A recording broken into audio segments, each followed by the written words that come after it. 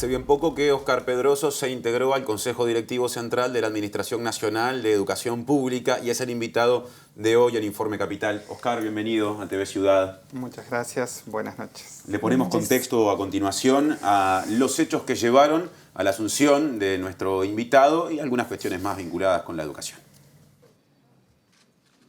La reciente renuncia al Codicen de Robert Silva, quien ahora se dedica a la campaña política en calidad de candidato a vicepresidente por el Partido Colorado, motivó la asunción de Óscar Pedroso en el Consejo que gobierna la Administración Nacional de Educación Pública. Maestro y profesor de Sociología, Pedroso ha dado clases en todas las ramas de la ANEP, es decir, en secundaria, a nivel técnico profesional, en formación docente y en primaria. En la estructura de este último consejo, llegó a ser inspector departamental en Salto, trabajo que desempeñó hasta hace algunos días, cuando asumió uno de los cargos de representación docente en el Codicen. Entiende que es necesario reorganizar los niveles en lo que se estructura la ANEP para alcanzar una política educativa coherente. También se muestra abierto al diálogo con unos gremios a los que define como pilares fundamentales, pese a que alcanzó la representación docente a través de una lista alternativa a la respaldada por estos sindicatos. ¿Qué relación habrá entre su línea de trabajo y la de Silva? ¿La pertenencia a la misma corriente gremial garantiza la continuidad o hay acentos personales diferentes? ¿Qué tan reales son las posibilidades de alcanzar la reorganización propuesta cuando el actual periodo de gobierno está llegando a su final? Pedroso, le queda todavía un tramo interesante, ¿no?, de esta administración. ¿Cómo le llegó la información que iba a asumir el cargo cuando, bueno, estaba trabajando en otra área bien diferente? El área educativa es toda la misma, digamos, pero sí en otro espacio, sin duda. Fue sorpresivo, dado que el planteo, la renuncia que presenta Robert, lo hace el día 5, nos enteramos el domingo 7, y bueno, y en esa semana fue la convocatoria posteriormente por parte del Codicen a el que suscribe, primer suplente en la lista que habíamos presentado en el 2015, junto con Robert y una serie de compañeros de distintas partes del país. ¿No venía trabajando en equipo ni cerca de lo que es la tarea del Codicen? Conocer, sí, porque digo, ya tenemos una amplia trayectoria en forma conjunta, tanto con Robert como con varios de los compañeros que formamos en la lista. No obstante, no es que participara del equipo de Robert en este caso. Digo, la conformación ha estado dada por un equipo directo, si bien sí a nivel país estamos en forma conjunta, todos los de la lista y otra cantidad de docentes, en las cuales nos hemos ido conformando a nivel de los departamentos y con la comunicación en forma continua. Nos decía antes de empezar la entrevista, de estar al aire, algo importante para complementar la información que dábamos en la presentación. Quienes representan al cuerpo docente en el Consejo Directivo Central, el Codicen, en realidad tienen vigencia en sus cargos más allá que los representantes y las representantes políticos y políticas, que van a cesar con el cese del actual gobierno el 1 de marzo del año 2020. Ustedes, en cambio, tienen para un año más. Entonces, se me ocurre que es todo un desafío encarar la tarea en este momento, porque de alguna manera quienes representan a docentes, como es su caso, van a tener que seguir la transición desde el Codicen entre dos gobiernos diferentes, no sabemos si de partidos diferentes, pero posiblemente con los cambios que eso siempre genera, aun cuando pueda haber continuidades. Entonces, ¿qué objetivo se puede plantear en un terreno tan movedizo y difícil de prever? Sí. Nosotros estamos ingresando, como bien ustedes lo han planteado. No obstante, hay algunos acuerdos ya definidos desde el 2015 como lista y otros que se han ido generando en estas instancias y a partir de la concreción de algunos o de algunas modificaciones. Para nosotros es un desafío el estar en este periodo que va a ser de transición, sin lugar a dudas, porque estamos frente a unas próximas elecciones. Eso va a determinar un nuevo gobierno, más allá de los partidos políticos que accedan al mismo, y pueden haber cambios en la estructura del Consejo. Sabemos que entre los 3 representantes políticos podrán continuar, podrá cambiar. Los que nos mantenemos somos los que representamos a los docentes. Bien, y en cuanto a lo que se proyecta de este trabajo hasta febrero de 2021, ¿qué énfasis va a tener pensando en esta administración? En esta administración que le queda, ¿no?, al CODICEN. Exactamente. Nosotros tenemos algunos desafíos que, entre ellos, el hecho de fortalecer, de dar continuidad y fortalecer lo que es la continuidad educativa, en cuanto a que los estudiantes puedan realmente transitar la educación inicial y primaria y la educación media en su completitud y trascender hacia una educación terciaria de lo que nos corresponde en la ANEP, la formación de docentes o la formación terciaria en lo que hace a UTU, en cuanto a los mejores niveles de educación. Frente a eso tenemos un desafío que nos hace, sí, desde la representación de docentes, pero también nos hace desde el lugar que nosotros hemos estado. En cuanto a las evaluaciones existentes, hemos tenido en ya muchos años valores muy similares en los cuales muy poco es lo que hemos variado de resultados académicos tanto en niños como en adolescentes. Eso nos lleva a impulsar formas de pensar diferente, de pensarnos diferente en las aulas y en las instituciones, fundamentalmente en lo que hace a la coordinación existente entre los niveles educativos. Esos resultados que usted mencionaba, de alguna manera con una visión crítica, muchas veces hacen que desde algunos sectores se hable de crisis en la educación. ¿Usted comparte ese diagnóstico, esa frase tan categórica? Según lo que entendamos por crisis. Ajá. Si nosotros entendemos como crisis, como posibilidades, es muy bienvenida. Si nosotros entendemos como crisis por el hecho de que los resultados no nos estén dando un 100% de aceptabilidad, estamos en crisis. No obstante, nosotros vemos desde los distintos lugares que el trabajo docente está presente.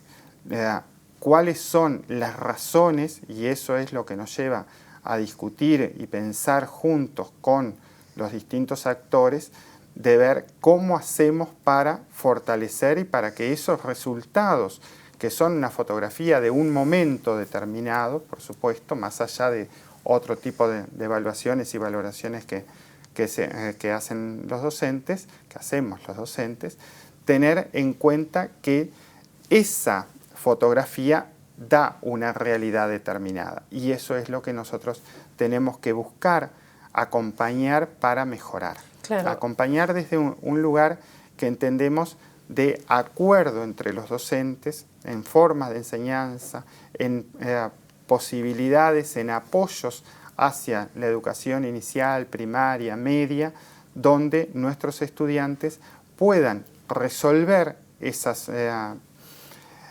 evaluaciones, esos tramos, dando cuenta de sus aprendizajes también tanto en las evaluaciones nacionales como en las evaluaciones internacionales. Usted, le pregunto ahora como docente, más allá de que bueno, ahora ocupa un cargo en la dirección, ¿no?, de la educación, el tema del rol de los sindicatos, que en este caso, bueno, usted debe conocer muy bien, está en la campaña, ¿no?, respecto a si tienen que ser cogobernantes de los sistemas educativos o no.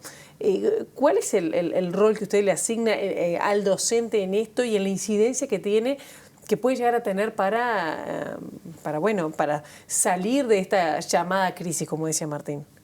La representatividad que nosotros asumimos es en nombre de todos los docentes. Tenemos dentro de todos los docentes a aquellos que están organizados sindicalmente y a aquellos que no lo están. Nosotros llevamos una apuesta a representar justamente a todos, independiente de las organizaciones que se tengan. Y lo que pretendemos es justamente llevar las voces de todos. No solamente de un grupo, ni solo los que no están sindicalizados, ni solo los que están sindicalizados, sino llevar las voces, porque desde esos lugares es donde nosotros entendemos que tenemos que hacer oír, dar voz a aquellos que tienen distintas propuestas que nos pueden ayudar a mirar nuestro sistema educativo. Claro, pero de las propuestas más radicales a nivel de, por ejemplo, sobre la educación, diría que podrían los docentes tener voz, pero no voto, si pensamos en un sistema de gobiernos de la educación. A través de nosotros tenemos voz y voto. ¿Le parece bien mantener esa línea? Sí, sí, sin lugar a dudas. Los docentes estamos presentes en los distintos consejos de acuerdo a lo que así se ha planteado, de acuerdo a lo que así se ha definido, y no necesariamente tenemos por qué tener necesariamente una organización sindical o representar a una organización sindical.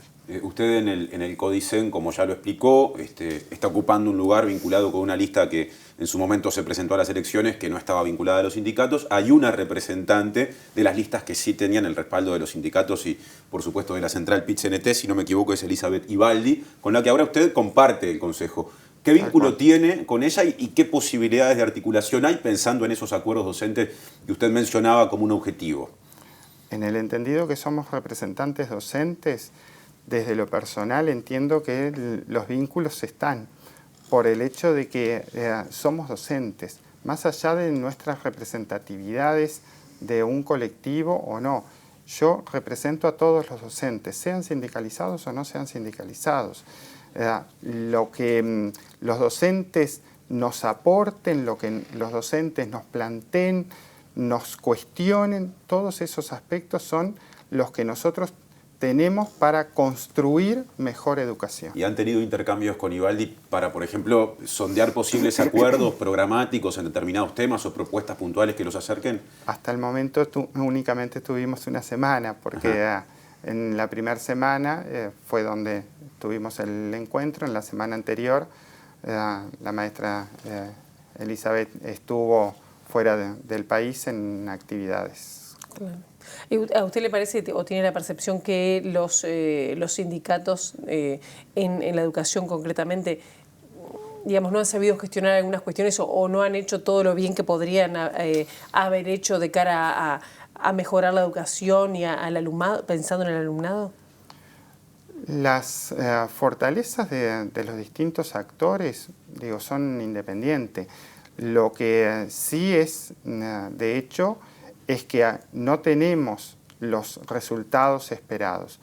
Pero no se debe solamente a los sindicatos por muy buena gestión o por gestiones no tan adecuadas.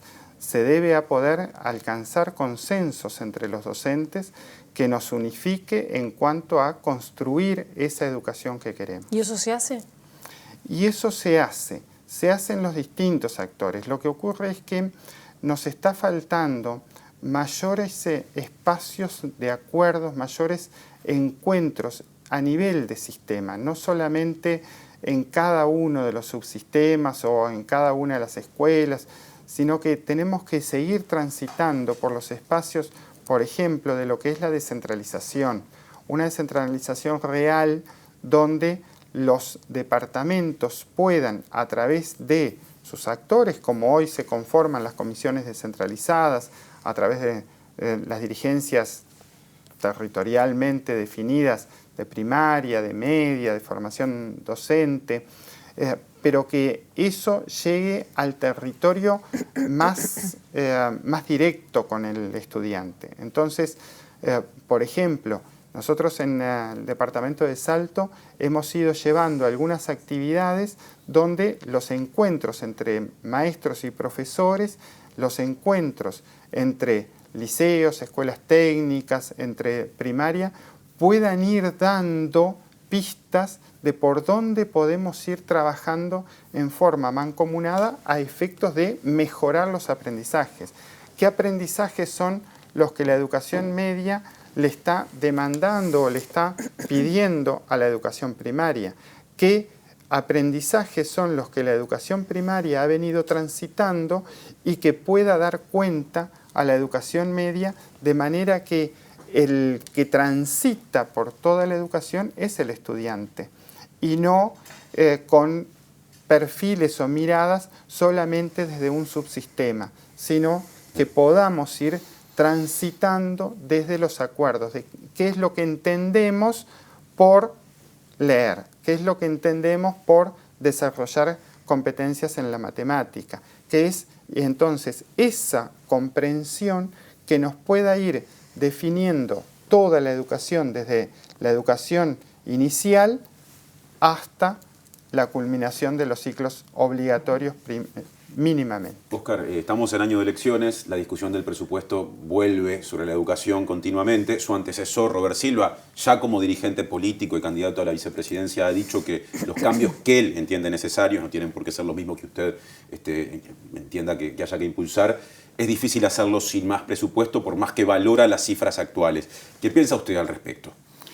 A nivel de presupuestal, sin duda, va a tener que reconsiderarse, buscar algunos consensos de manera que logremos mejor presupuesto, mayor presupuesto y mejor administrado, donde nosotros podamos revisar esos datos que son los números, pero que esos números se transformen en gestiones. Y gestiones fundamentalmente que nosotros podamos pensarlas territorialmente, pensar de acuerdo a los contextos en los cuales se desenvuelven. No es lo mismo que nosotros podamos pensar una educación igualitaria en presupuesto para todas las escuelas, para todos los liceos de la misma manera, que considerar algunos recursos que son más necesarios de acuerdo a los contextos en los cuales se implementan o de acuerdo a los proyectos que pueden tener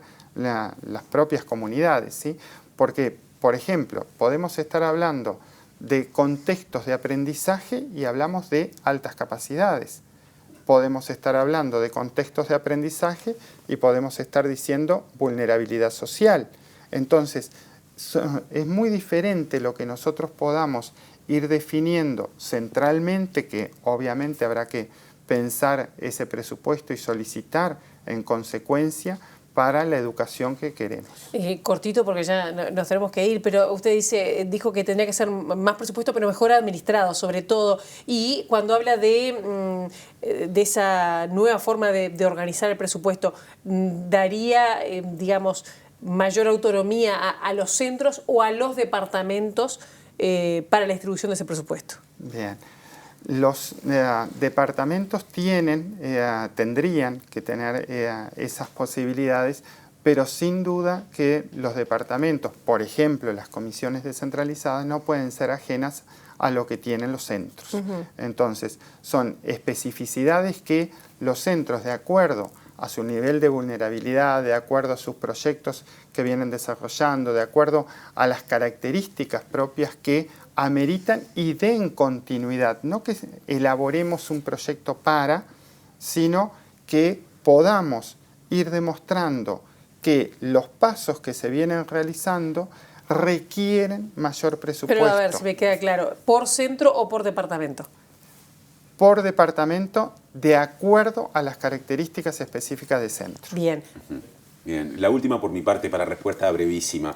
Yo tengo la impresión de que en los últimos tiempos el debate educativo a nivel político-partidario se ha visto muy influenciado por un actor relativamente nuevo, que es EDUI 21. En general, ¿qué visión tiene de lo trabajado en ese espacio, de algunas de las propuestas? ¿Qué nos puede decir? Primero que nada, es una muy buena propuesta en cuanto a que atiende a una multidimensionalidad. Entonces, ya ahí consideramos que hay una discusión. Después podemos dar pautas o generar mayores discusiones específicas en algunos temas, pero en sí lo bueno es que se pretende una educación como política de Estado, más allá del partido que esté en ese momento en el gobierno. Nosotros estamos viendo que hoy damos continuidad a proyectos que se iniciaron por los años 90, como son la extensión del tiempo pedagógico. Eso no es una novedad de hoy.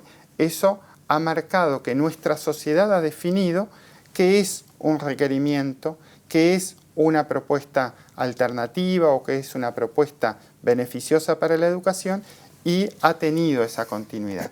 Entonces, que no solamente se dé porque hay una discusión genérica, sino porque hay personas de distintos lugares, distintos actores, que ponen a disposición un programa, un plan, una forma de pensar la educación que puede ser discutida. Gracias, Óscar, por la visita a TV Ciudad. Por favor, a las órdenes.